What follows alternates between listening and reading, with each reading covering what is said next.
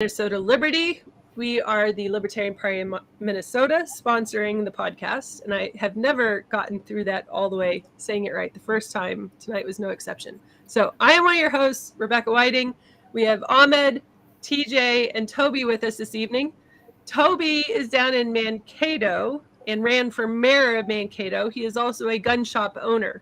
So one of the things that we are going to discuss this evening is gun control laws that the Minnesota legislation just decided that they were going to kind of push on us.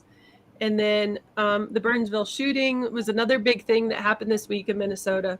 Anyways, so there we go. I'll talk about the state party afterwards. So, yeah, go ahead. I'll just jump in. Yeah. Let's get started. Let's just mention, first of all, let's just talk about the elephant in the room, the Burnsville shooting. Yes, police officers got killed. EMT got killed. That's horrible. Yes, it is. And the person who did the killing had previous felonies, and he is actually court-ordered not to own guns. By definition, every time he touched a gun, he was committing another felony. He is not allowed to have guns. And so he's banned. He tried to get his gun rights restored at one point a few years ago, and the judge basically said, no, you have had enough violent things since then. You do not get your guns rights restored. So this guy is the definition of somebody who will violate whatever gun control law you put in. He does not care. He's going to get guns regardless. He already was committing federal felonies by having a gun. Minnesota felonies by having ammunition. So he's got a bunch of things there. So any gun control act that you enact, he will just ignore. He's been ignoring it for years. He's going to continue to ignore it. So there's really no way to stop that guy by enacting more laws. And actually that happened just a few days ago. Last Thursday, about 50 yards away, just down the street from me, there was a shooting. It was a drug deal gone bad, and they killed a guy. Turns out it was a 19-year-old with multiple felonies who did the shooting. And once again, that person, the killer, wouldn't care about gun control laws because he already has felonies, already committing federal felonies by having a gun. So when we start talking about this, we have to go, there are criminals out there. They're bad. They do bad things. Yeah, it's almost like we should just enforce the laws that we have, just making sure criminals go to jail. Why, Rebecca, that is an amazing segue into the other thing I was going to mention. Okay. Actually, on and off since about the 90s on the East Coast, particularly Baltimore, they've been doing a project called Project Exile. And Project Exile, when they first started back in the 1990s, was a very simple concept. They're going to enforce the laws. Mm-hmm. Right now, if you're a felon, you're found with a gun, they may take your gun, and cop finds you. They may take your gun. They may or may not arrest you. If they do arrest you, you'll probably be out on bail within a couple days, and they won't bother to prosecute you past state laws, and you probably aren't going to see the inside of a jail cell for this. But in Baltimore, a few cities across the East Coast, they set up Project Exile. And what this is the federal prosecutors, state prosecutors freed up money to provide extra time for prosecutors and free up ATF agents. And so what happens there is if you are a felon and you get pulled over, let's say you're pulled over for a DUI stop. You're a felon. They see a gun sitting on the seat next to you. You're immediately arrested. Your gun is taken from you, obviously. And before your arraignment, the federal prosecutor and state prosecutor sit down and take a look at all the evidence. And they also have an ATF agent available to help the police process the evidence so it can be used in federal court. And they discuss between each other who has a stronger case and who can lock you away for the longest period of time. And so felons found with guns in areas that do Project Exile find themselves locked away. And if it's federal that's running it, they will push for no bail. And so you basically disappear. You're arrested, you get no bail. Eventually, you get your federal trial, and you get carted away. And on average, those crimes carry about a 5-year sentence. The crime of just possessing a firearm? A felon possessing a firearm, just possessing it, not doing anything with it, just sitting on the seat next to him. That is 5 years. That actually reduced crime in areas where it was done. Suddenly, the gang members all realized if you have a gun and you have a felony, you're going to get locked away. And that did reduce gun crime quite a bit in Baltimore and a few places where it did enact. And the amount of money to run this takes a little bit more because you have to free up a couple of prosecutors, give them extra time and training. You have to free up a couple of ATF agents to help process the evidence. And it bounces around with political will. Some people find that this affects poor populations or populations of people that have felonies more often because they are felons with guns. I personally am of the opinion that it affects poor people with guns. I see it as the felon knows he's not allowed to have a gun, chooses to have a gun, and is choosing to go to jail for that. So that is actually gun control laws that work. You basically are taking a simple law. You're not allowed to possess it. You're found with it. You prosecute. That is done pretty much where the Project Exile is. So that's a gun control law that actually works, which is a wonderful segue to ones that are worthless. So Minnesota introduced this new one last legislative session. I think it was 4 different gun control bills, right? Or was it more than that? And 2 of them passed, 2 of them didn't. Yeah. Well, the red flag laws, that's a whole topic on its own. Those are always bad. We'll mention those later. But one of the ones we wanted to talk about was the latest one that was introduced, HF 3628. It basically is banning a bill for the act relating to public safety, banning possession of large capacity ammunition magazines, semi-automatic military-style assault weapons, 50 cal or larger firearms, undetectable firearms, and other weapons. And what it basically does is, if it looks like a scary gun, it's now banned. Other weapons. How do you put and other weapons in some type of legislative speak? Like, not even, what's the definition of that? Just okay. Shall I go into the other weapons? Let's see. If they have any one of the following, if it is able to accept a detachable magazine and any one of the following: a protruding grip that can be held by the non-trigger hand. All right. A folding telescopic thumb-hole stock. A shroud attached to the barrel or that partially or completely encircles the barrel, allowing the bearer to hold the firearm with the non-trigger hand without being burned, but excluding a slide that encloses the barrel. I don't know if the foregrip on a shotgun falls into that because it's kind of near the barrel. That's what I'm thinking is the foregrip. They're going to do like custom foregrips are illegal now. And if you have a custom foregrip, well, you're a felon. Yeah, basically they're otherwise the capacity to accept detachable magazine at any location outside of the pistol grip. But also it says that if it has a pistol grip. Now this is where, things like this come into play, and then all of a sudden you have what you're talking about, whatever study says crime did go down when they had a law in Baltimore that was, if you're a felon possessing a firearm, you go to prison for 5 years. But all of a sudden you're going to be a felon by legally carrying what you're damn right you got a right to carry this firearm, and what they're going to say other weapons, and then next thing you know, turn you into a felon, and then it gets to be one of those things where if they enforce the ones that are currently if they enforce the federal ones currently into effect, just the one that says felons, you can't own a gun.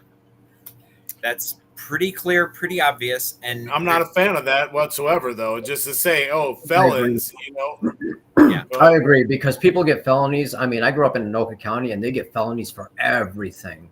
Yeah, literally everything. So I think for me specifically, I want to know what the felony is. I don't think people who committed something when they were 18 or 19 should never be able to hold a gun anymore. That's just the dumbest thing I've ever heard in my life. Especially Well, Exactly. and so the guy that did the Burnsville shooting, he had petitioned the courts to be able to carry a firearm, and they had denied him twice, I believe, based on his record of still going to jail and still having incidences. He wasn't a squeaky clean guy with just something simple. So Yeah. I mean, if you're a felon, you can get your gun rights restored. You petition a judge. The judge looks at your record, sees what you did, and can give it back to you. But this was actually shown that it reduced gun crime. And anecdotal evidence from asking the gang members were very clear in places after Project Exile was implemented is they were telling each other, don't carry a gun. Carry a knife, carry a baseball bat, just don't carry one because you will get exiled. And, and regardless of what we think about whether felons should have guns or not, the fact is that they're trying to push more gun control, saying that they need to take away the guns when they have gun control to some degree that they're not even enforcing. So, bingo. They're not enforcing the ones that are on the books, so they're going to create another one. And this one is only going to trip up people who are generally law-abiding citizens. Right. So what it is it bans possession, transfer, sale. And if you own them already, you could register them with the state. But you can never transfer them. The only thing you can do is either turn them over to you can either destroy them or turn them over to the BCA, Minnesota Bureau of Criminal Apprehension, or move them out of state. You can't sell them, can't trade them, you can't inherit them, you can't give them to your kids. And so that's what the law that they implemented. And currently in Minnesota, we have a trifecta. Both the governor, both chambers are DFL controlled. So there's a possibility they'll pass it. But there are a few things. One is the Senate, the DFL have a 1-vote majority. And the House has a 6-vote majority of DFL over Republicans. So politically, one of the great moves would be to contact your House representatives and senators and explain, if you vote this in, we will do everything we can to make sure you never get reelected. Right. Because that 1-vote majority we just need one person, one of the DFL, to decide that they don't want to vote for it to keep this thing from passing. And the governor's made it clear he'll sign it anyways. Well, I'm already doing everything I can to get my House representative out, so there's that.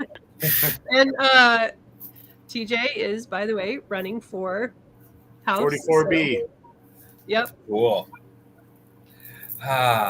Unfortunately, I would love to debate some of this stuff with these folks because I want to see where their logic comes from. Just to, like you said at the beginning, anything scary, they talk these terms that they see in a Steven Seagal movie or what, you know what I mean? They have no idea. And military style weapons and assault and all these words that they're just throwing out there to scare the public that lives in a 15-minute city that really doesn't feel like they need to be armed. What do you need a gun for? What are you scared? You mean you're scared? It's like, no, I'm just want to be prepared. And folks, it's a switch. Folks that understand that and folks that don't.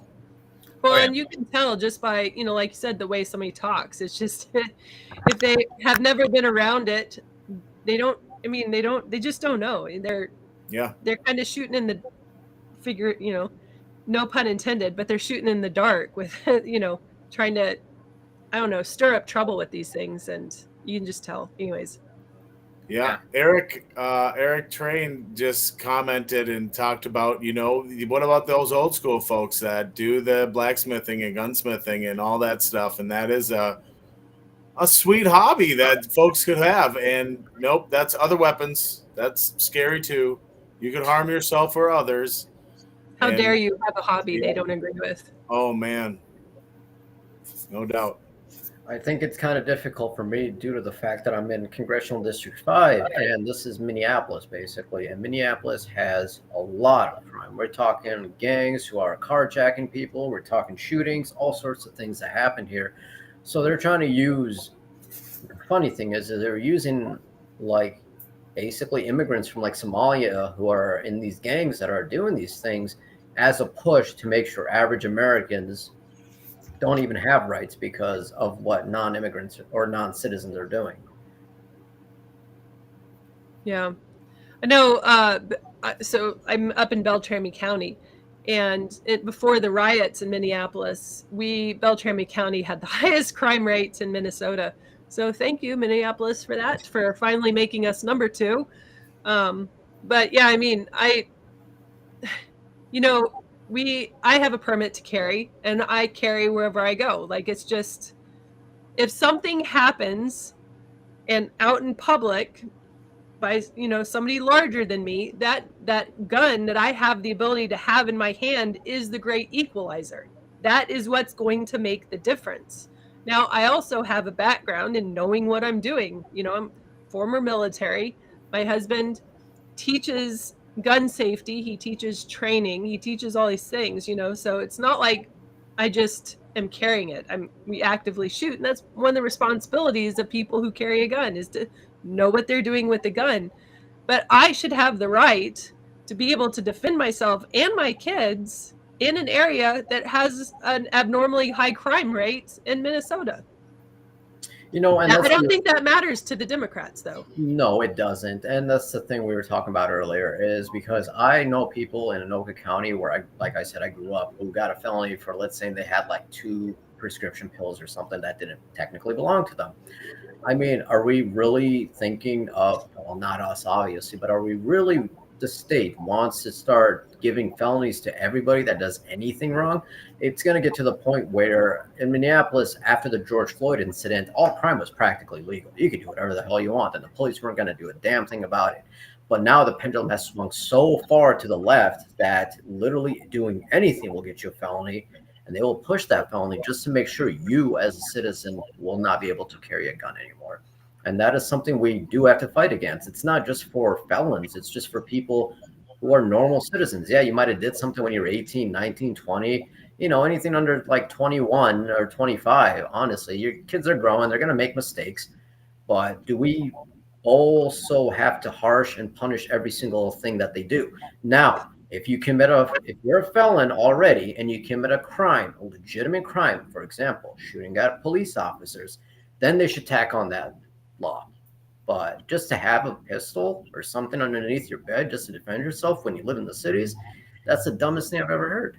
I actually think having a firearm in your home is different than carrying it out, right? Toby would probably know a lot more about those laws as far as it is having home defense. Having something under your bed or your nightstand or whatnot. Now, this is actually another one of their laws, and it might be in this one where I heard about, Governor Walz was talking about it today, home storage and safe storage. And, this is another thing that they're coming at you. And right away, they talked about this last year. I remember, I think it was when Kara was on, and we were talking with her about this. And maybe it was the growing the weed we were talking about, whatever. And this is the kind of thing is like, this is inside my home. But, the point was, well, what happens if there's a medical accident or medical something, and then the paramedics are there, and then all of a sudden they see the gun sitting behind the door that's, open, but you can't see it, but you can see it through the crack. And I don't know. I mean, I guess that's how they get you. It's like, Roger that. This is going to create instances where you're going to ask yourself, what came first, the felon or the gun? Yeah, right. And kind of, it's definitely not entrapment, but yes. So they're first responders that are coming into your home to work on this, and then see this. No warrant, but of course they didn't need a warrant to come in your house. You definitely want them to come into your house to help you with whatever's happening. Hopefully it's not a gun accident, but I'm saying. Yeah, actually, that was some of the little minor details they threw into this. One of them when you register the guns that they are now banning, you have to comply with all the following. One is you have to safely and securely store the device pursuant to the rules adopted by the Bureau. So the BCA can make up their own rules after that. Do you need it in a safe? Do you need to put it in a safe deposit box at the bank? They get to make up their own rules after that. What's the point of having a gun if you have to take it to a bank and put it in a safe deposit box? Well, they might. Well, it's safely and securely store the device pursuant to the rules adopted by the Bureau. So they get to make. So the Bureau of Criminal Apprehension can make up their own rules then on what is a safe storage. So that becomes kind of a hassle. And then renew the registration every 3 years. It also comes into possess the device only on property owned or immediately controlled by the person, or while engaged in the legal use of the device at a duly licensed firing range, or while transporting the item in compliance with applicable law. Hopefully, this is not the year of the Democrats. How do you do hunting?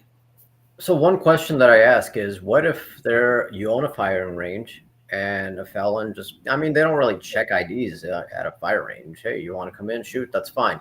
They'll see your driver's license just to make sure everything is good. But what if something happens at a fire range and there's a felon shooting at his targets and an officer notices that he's a felon? Does the firing range also bear that responsibility for having a felon on its property shooting?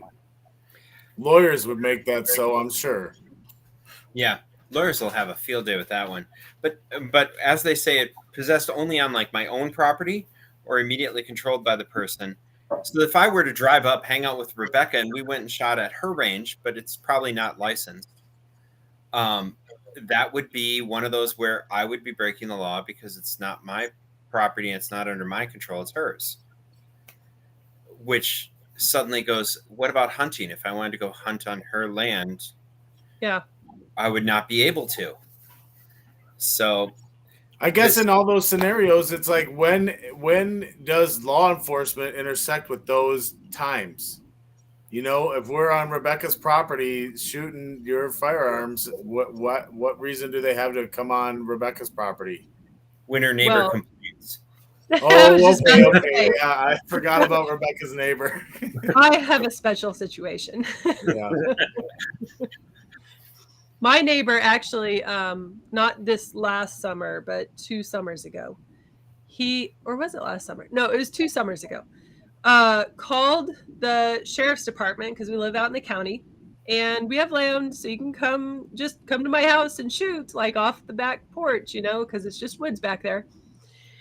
And so my husband had the kids out back and was teaching them gun safety, like this is how you do this and, hold it and, doing the responsible parent thing and making sure they knew, this is how you use it properly. This is not a toy. This is dangerous. I mean, those kinds of things. And then the older kids who were big enough to, letting them shoot. And then my neighbor called the police. My neighbor didn't just call the sheriff's department. He called the sheriff's department and told them that we went over there and were shooting at him. So, yeah. Well, that actually could be very dangerous, right? Where they have a different outlook of what they're coming into. On which deputy shows up and what kind of a mood they are in that day. That honestly, that's what it comes down to. Because we have a fence and a gate, and he just walked right in. And I have a German Shepherd that just right. You don't have any oak trees, do you? No acorns falling in your yard. Oh yeah, that would suck. We do, but yeah, like he walked in, and I was just like, "Whoa, what are you doing here?" And he was like. Oh, and right before the deputy showed up, my neighbor had been out in his back shooting at us. So, and they didn't do anything about that. So they just came to us and were like, oh, I see that what you're doing he's not what he said they were going to do, but still now it's a report at the sheriff's department. It just seems so, we don't have to go on this tangent, but it just... Yeah, so volatile sometimes. This is totally distracting from this point, but still, one of the things we were going to talk about today was police reform. So, okay. One thing I was going to quick chime in before we walk away from the gun laws. which is actually very close to police reform. Red flag laws, they actually went into effect January 1st here in Minnesota. And basically what it means is if somebody gets upset at you, they can file a red flag law. It dodges all the usual rules of evidence. Yeah. They don't really need evidence to do it. And I was talking with a lawyer who specializes in this, and he pointed out the fact that red flag laws can be filed by spouses, family members, exes, psychologists, county attorneys, police, and 94% of red flag laws are filed by law enforcement. Mm-hmm. They don't have enough evidence for a search warrant, but if they file a red flag law, it gives them a search warrant also, and they don't need to have evidence. So if somebody were to speak out, get mad, or say something to a police officer, he could decide to just red flag law you. Yeah. And now they tell you have to get rid of all your guns. And they also will list what guns they think you have. And if they make up a list, that's really no problem. There's qualified immunity. They don't have to take responsibility for it. And if you fail to turn in the guns that they say you have, they can get a search warrant to search for them. And so you end up getting your guns taken away. They get a search warrant. They come to your house. And if they find anything else, they can prosecute you for it. Or if it's valuable, they can just civil asset forfeiture and steal it. I don't see how why anybody would ever abuse this either. Like that's. I know, right? Where's the incentive? I know. It's like, yeah. So that's why the red flag laws, as we move into this, as we segue over into police reform, keep in mind that those red flag laws, 94% of it is law enforcement because they don't have enough evidence for a real search warrant. And their abuse of that authority and the lack of, well, they know that our rights, so they know, okay, here's a good loophole for us to abuse our authority.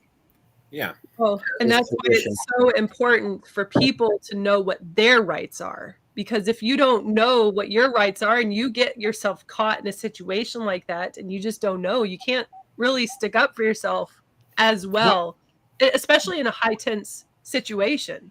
How do you know? How is one Minnesota citizen supposed to know these rights when this crap is just flying through the legislature? Like last year was crazy, and this session's a shortened session, but it really is a lot of stuff. Like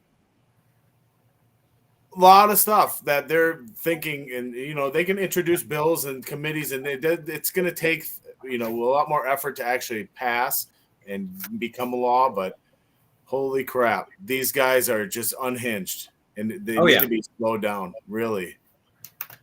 Yeah. Fantasy land. They just live in this fantasy land that they are playing some kind of board game and think that, I know better. And it's really a lot of reactionary stuff, right? Just like everything. It's you politicize a tragedy and then try to cut a rule into that, and then look at me, look what I introduced, look what I accomplished as a legislator. Well, and they rely on their low intellectual voters, right? Like the people that just are, oh yes sir, I'm just going to do what they said they're going to do. Look, they're going to keep us safe, they're going to protect us.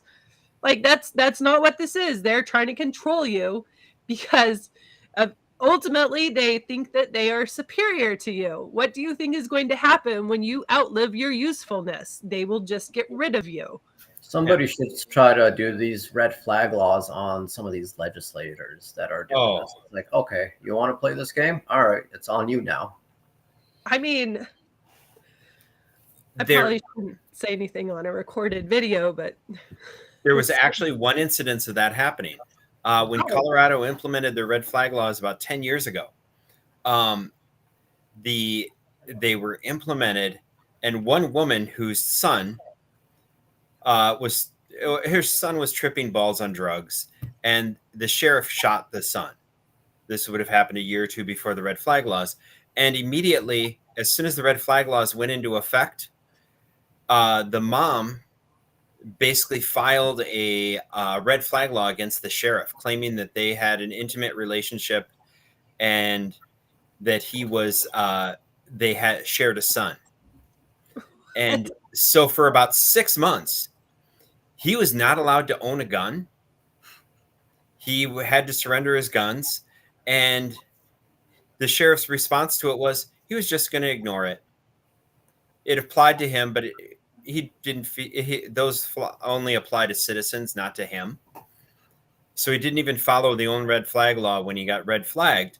And of course, she was found guilty of lying on the red flag law, and it came with a few $100 fine. I don't even know if she went to jail. So there was a reverse investigation that she was lying because, obviously this red flags is react now and take away rights right away to keep people safe. But if we have an investigation, right? But whatever done is done. Yeah. At that time, kind of like, the rape accusation of some kid that's, promising football player. And the next, his life is ruined and it was all fake. Yep. Something like that, right? It's a very similar thing but in this case, right, I don't have my firearm because I need to defend myself. Well, I don't get a life after that, no matter what, sometimes. Yeah. So, that's why I'm dead set against red flag laws. They just are that bad. To be honest, personally, I don't care about these laws to the point that even if they did do something like this, you're not going to stop me from doing what I want to do. It's that simple. If I have to go to jail, I will take it all the way to trial and I will make the legislation look stupid and I will call all these people to try to defend themselves in front of court, in front of actual citizens. Good. Especially in Minneapolis, because I guarantee you, I bet you a lot of people in Minneapolis specifically have been a victim of some crime. And a lot of them probably want to be able to defend themselves. They're not going to allow some legislature who lives in some hilltop mansion with actual security tell them they can't defend themselves. I think this is something that people should fight back for. If you get hit with a red flag, fight it. Don't plead guilty. Don't plead out. This isn't the federal government. This is a state. Make them waste their time and make them look stupid in front of everyone for it. I know, but the resources of an average civilian versus the state are a lot smaller. I'm thinking if let's say I had to go through something like that would, in the meantime, that's going to wreck my family. I don't have the money to be able to, the lawyers and all that kind of thing. And for the most part, I mean, we hear about some incidences that happen with, police or these things where the state has gone after an individual. But remember that the state also owns the media.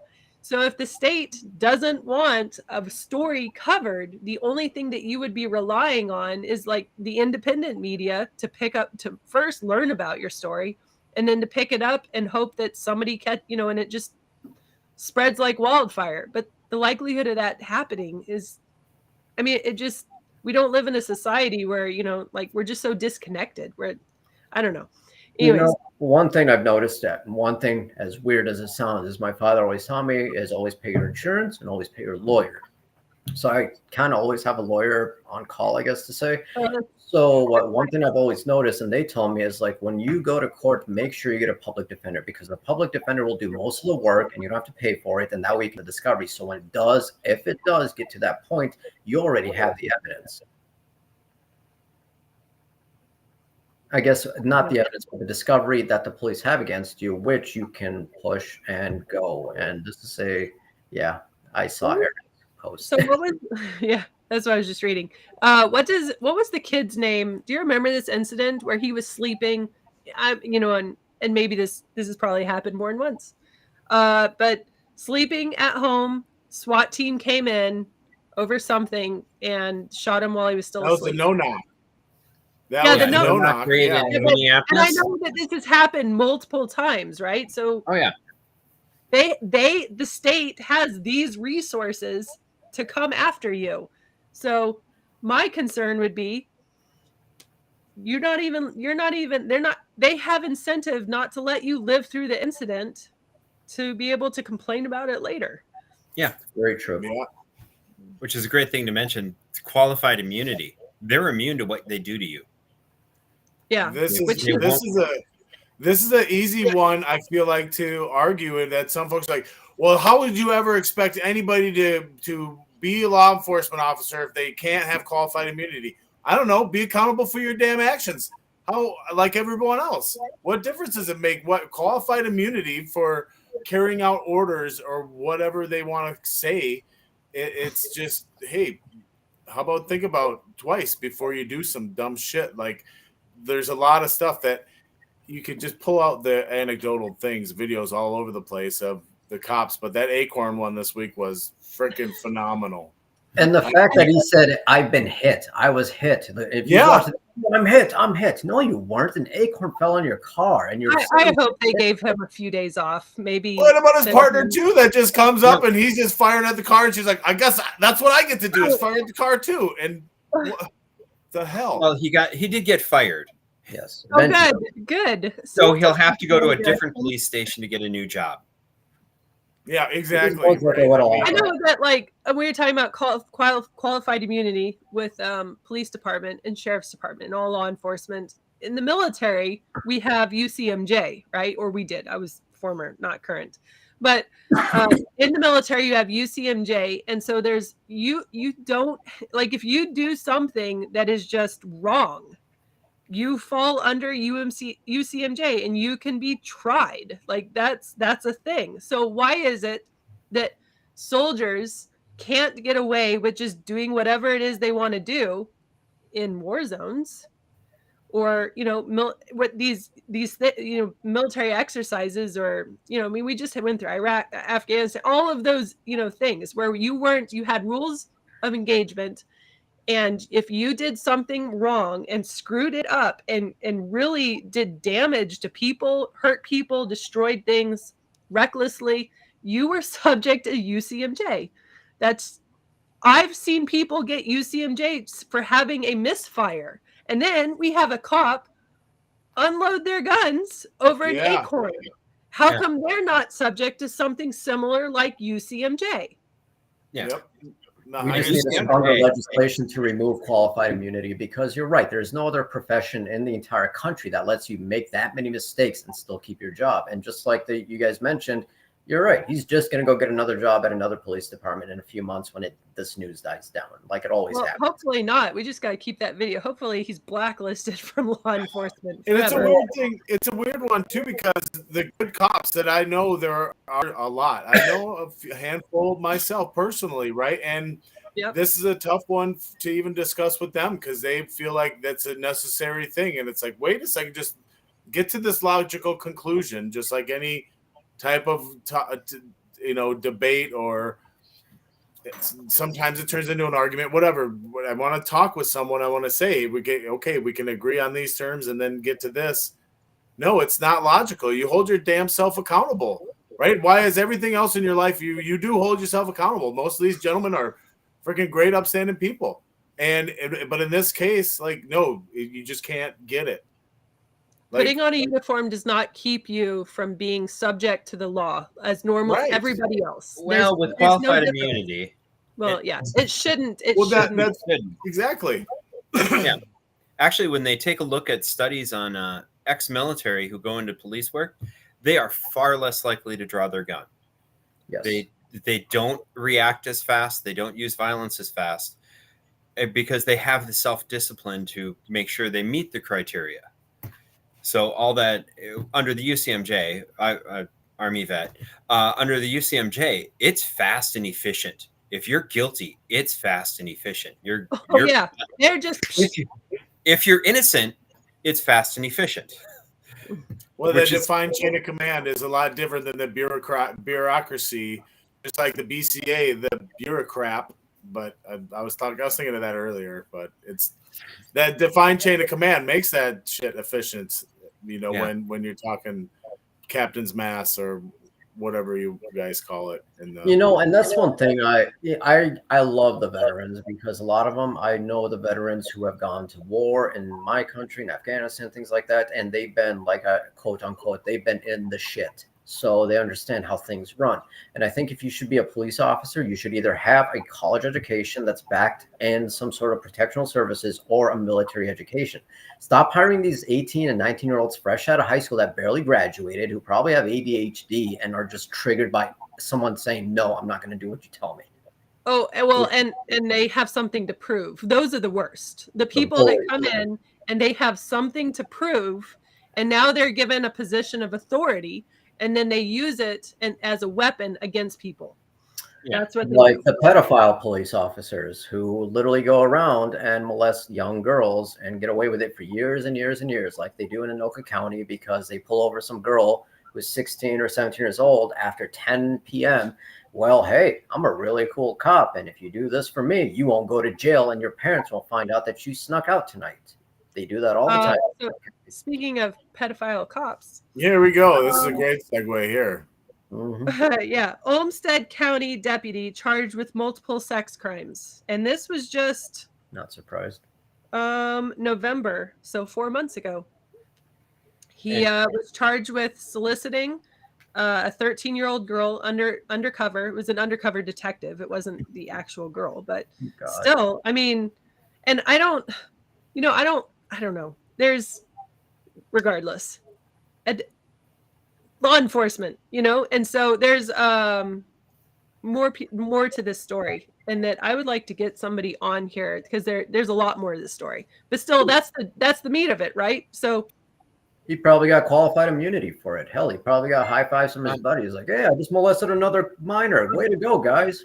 Well, you don't work with somebody that has those tendencies, and there's not red flags along the way someplace. There's they just politely ignore the red flags. Yeah. There was the podcast, the link you sent me on the podcast from the Black Robe Regiment, basically laid out that he had been caught on one of these to catch a pedophile, to catch a predator YouTube video things, and had actually been reported to Rochester police a year and a half before. There you go. No investigation, nothing. And it was like, yeah, the cops knew this guy was doing this. And when they finally caught him under the FBI sting, kind of accidentally within the FBI sting, they weren't going specifically after him. He just happened to get caught. It was the exact same MO, doing the exact same thing, offering alcohol to the girls in exchange for favors. And it could have been stopped a year and a half ago. And obviously this guy didn't. So things like this, the blue code or the brotherhood or whatever, right? Where it's like, I don't want to chuck my brother under the bus. Look he's got a family and all this stuff. And so I need to enable him to keep doing this shit. Are you kidding me? Stop. No, you gotta, it's really integrity. Do the right thing. No matter what. And you need to say it, shame these people, support their family that just got effed by some asshole that did this kind of stuff. But I mean, you can't allow and enable your brothers to continue that crap. And that's how that happened, right? Yeah. What probably happened is that, they had to have, well, they did know. They probably knew even before that, right? And that when they find out, they're like, hey, stop that. And they slap them on the wrist. But that's not going to, this is a mental disorder. That's not going to stop somebody from doing what he's doing.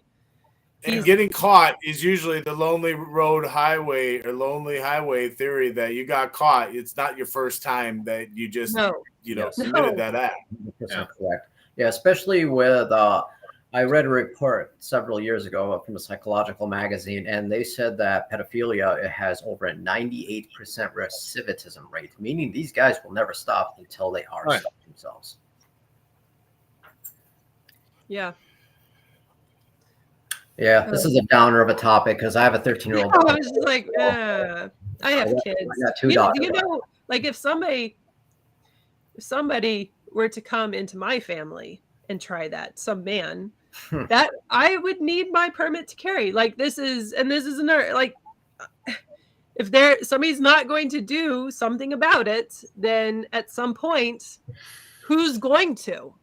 They didn't like stop the their own guy. Yeah. Yes. Ricky. What a hero. God bless his soul. And he took it to trial. He took that to trial. And that's what I'm saying. Take it to trial. Let your neighbors and citizens dictate it. Not some crooked cop, not some pedophile in legislation. Let your neighbors dictate it because they know better than the people who will get qualified immunity.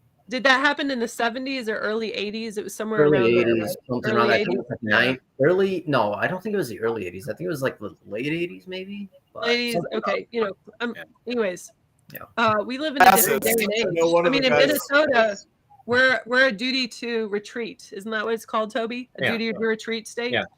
So you can't just be like, hey, this person did this. As if they have turned around and are walking away from you, you can't go after them. Like it doesn't matter. You can't. God, I wish Yeah, I I lived in saw a Texas. video. Even if I that saw a person is video- breaking into your house and they have stopped and are walking away, you can't go after them. There was like a CCTV of someone at like a counter, and someone came up to and just, I hate seeing people just sucker punching from behind or whatever with full force and, knock this person down, and they kind of got up and came to and then turned around and then fired on him. But the person wasn't even aggressive anymore. It's just one sucker punch and then kind of like, haha, talking to her friends over here, and then just got taken down. Like, like you're looking at, you got karma, or do you say whatever, or I guess it happened in Chicago, so the person got away with it because they got so many damn murders to investigate anyway. So folks are like, well, karma. And it's like, yeah, what do? Yeah, if around you find out sometimes if you're going to just do that kind of stuff. I don't know the backstory, right? It's just a video and you just maybe make assumptions on that kind of stuff. But really going back to the firearm training and stuff, and that's, I think, the most important thing is getting folks to understand and respect the firearms. The folks are so many folks are ignorant, naive to the power and the respect that they need to have, and the necessity that it can be until you're in a situation where it's like, if you did have this, so much better to need it and not have it, and that's no matter what. All right, I'll die by that, and weird to say about it, but I definitely would. There's a Supreme Court case saying that the police don't even have to protect you. Like, who's going to protect you? The police ain't going to do it. You have to do it yourself, especially if you in have Minnesota. It's going to be, I don't know, what's left after that. The police don't have a responsibility. You're not allowed to have guns to protect yourselves. Back to the not enforcing the laws, right? Just like all the lawlessness. And it's like, well, if you have someone that has this criminal record, well, they were apprehended at one point or whatever. And I still have to figure that part of that system out. Where is it the judges? And, these judges are always running unopposed. So who are these folks really? Or are they hotshot lawyers that now, and it's just, is this a big good old boys club part? It is an extreme good old boys club. And some of them don't even have law degrees. So what happens is currently our judges are picked this way. A judge wants to retire, right? So he runs for re-election and then retires. A committee made up by other lawyers pick a judge to replace him. And now that person can run for re-election and usually just gets in because they're already in. Unopposed. Yeah, generally they run unopposed or they're incumbent, so they just automatically get reelected. So if you're a judge and you're looking at retiring, instead of just not running for reelection, you run for reelection. You get reelected because you're the incumbent. You wait a year or two, retire, and then then a committee of lawyers who pick judges pick a judge to replace you, and then they can run as the incumbent. So how do you run as a judge? It's a big good old boys club. But if you want to run against somebody so that they don't run unopposed. Well, then you're running there, but once again, they're an incumbent, so your chances of winning are pretty low. And because it's all on the ballot, right? Yeah, which those are things that if you just took off little parentheses and little letters in between, what would happen, right? To the elections it's just a weird thing that if you don't show who's incumbent, because some folks, well, maybe my life is all that great. Well, maybe being the incumbent isn't the greatest thing to have on there on the ballot when shit isn't all that great. Yeah. I don't know, but there never are opposition for judges. It's never the case. It's always unopposed. So this week, last week, I guess, I spoke to somebody and they made the comment that all libertarians are anti-cop. Would you say that's true? No, I think police serve a great value to society to protect us from the monsters who are actual monsters, the pedophiles, the murderers, the serial rapists, and things like that. We need cops for that. The thing is, though, is we don't need a cop to come and tell me what I can and can't do in our house, on our property, or what I can and can't own, just due to the fact that they don't have to follow the same laws we do. I actually respect a lot of cops who follow the laws we do. Yes. And actually take their job seriously and focus clearly. I run into a lot of cops, and a half or a majority of them I don't trust at all. And a few of them I do. The state level ones, they tend to be really clearly selected, and they tend to be the most honest you'll find. DNR, State Patrol, those guys tend to be much better than your local police and your local county. And so they take their job seriously, they follow it clearly, and they're fairly incorruptible. So. See, I have the opposite experience. I hate the highway patrol. Honestly, the highway patrol is every time I take the back roads into town so that I can avoid the highway, because I've been pulled over like 8 times in the last 3 or 4 years, always for something retarded. One time, like multiple times I wasn't even driving. So it was like there was something hanging on my rearview mirror I got pulled over for. I got pulled over for the tent, and this was coming from, we had just moved into the state. So the tent laws were different in Minnesota than they are in our states. They must have something in their vehicle where they can see from a distance if your license plates are expired, because I've gotten pulled over multiple times for that. I'm just really bad at keeping track of the license plates. Those new the new plates. Yeah, they got a scanner on the camera. Just scans. Yeah, they scan.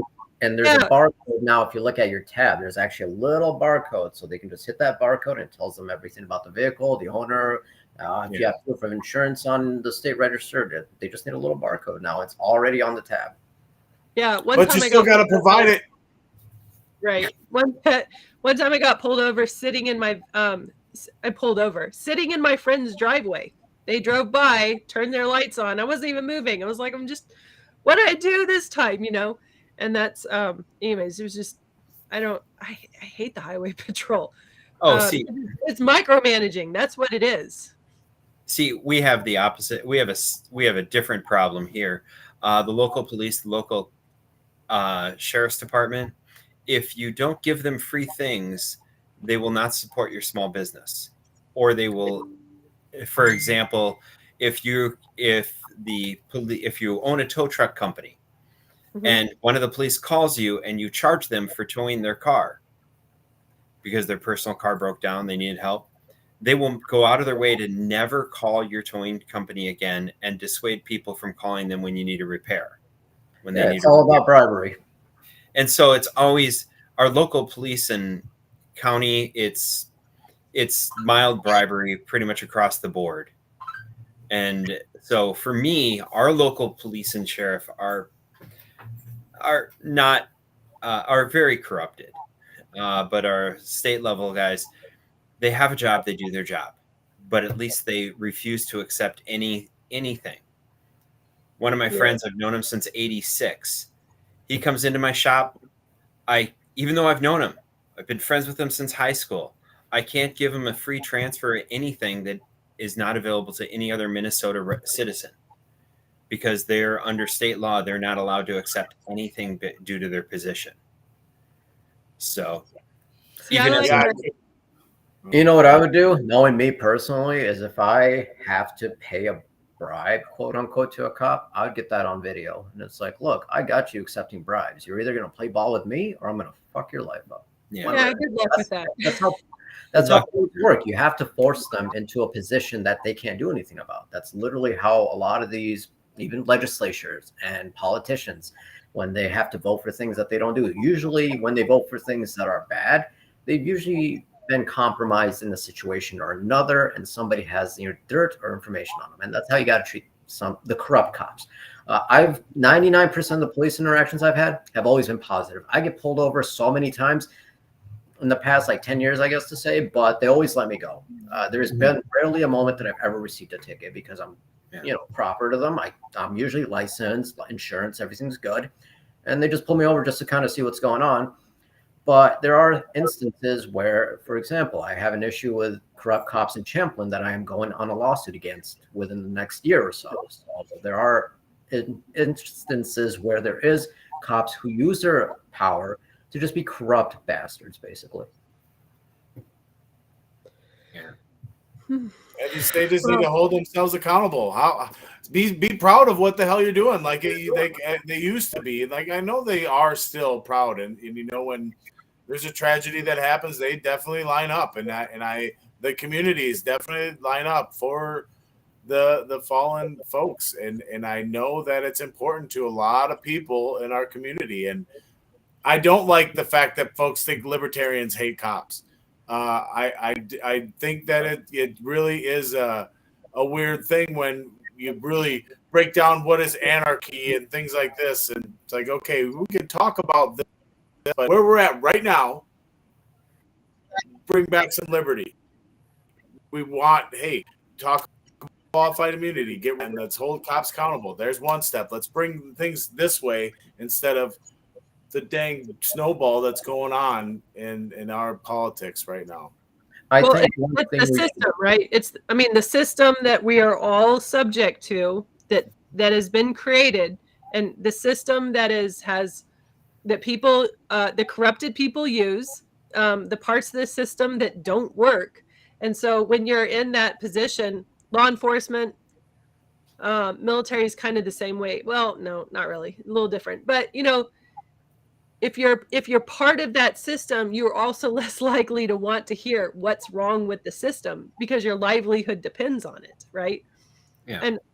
And so I don't know. There's, being able to on their part, for somebody it's just like, well, libertarians are just anti-cop, but that's actually the really simple answer. It's not even a good answer. That's low IQ thinking, right? It's just you're not giving it the attention that it needs. You're not talking about all the pieces that are moving around that need talking, why the system isn't working or what's wrong with it, or trying to confront things that need to be fixed.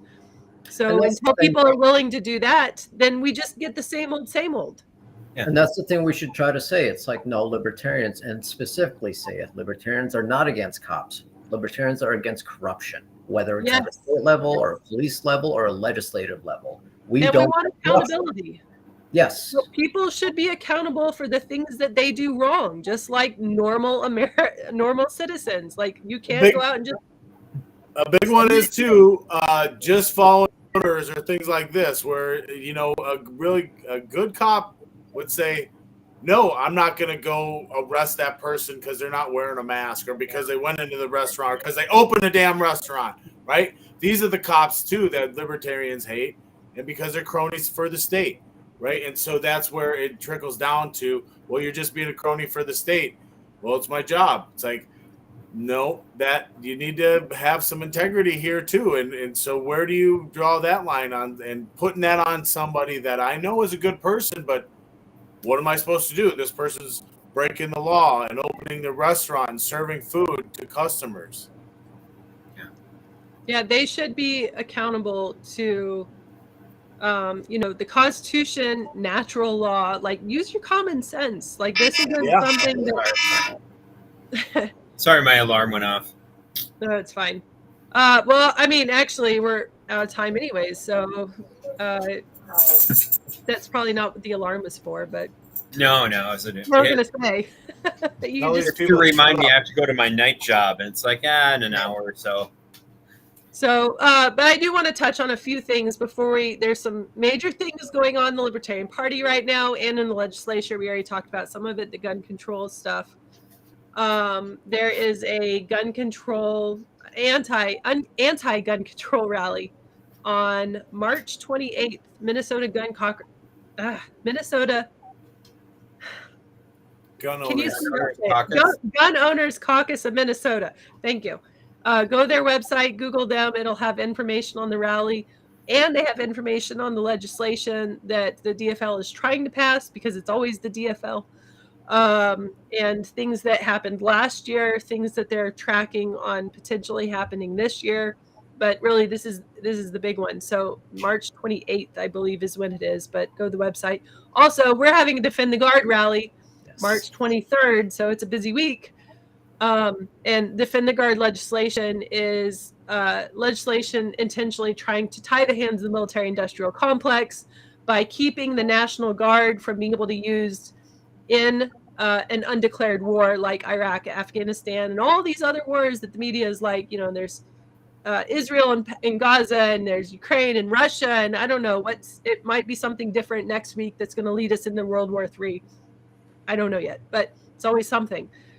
And then also our state convention is coming up April 19th, 20th, and 21st in Duluth. That's on our website, lpmn.org. You can buy tickets. You have to be a member 45 days in advance to be able to vote at our convention. That's $5 a month if you want to be a member, lpmn.org. And, caucus night is also coming up. Sorry, I have a lot of things that are on that list of stuff to talk about. February 27th, yes. And so also lpmn.org. You can find out where your nearest caucus night is being organized. We have it as far north as Beltrami County, all the way down into the cities. Out in Duluth, they're having one. I believe in CD7 is also having a caucus night. So it's all over the place. Just go to the website and find out that information. And I'm not sure if there's anything left to talk about events. Did I miss anything? Nope, I think you covered everything pretty well, Madam Chair. Okay. I was meant to say at the beginning, and then I forgot. Anyways, it's been a good evening, and I hope to have you back on again sometime, Toby, because you're a wealth of information. So thank you for being here. Thanks, Toby. Always a pleasure. We'll see y'all next week.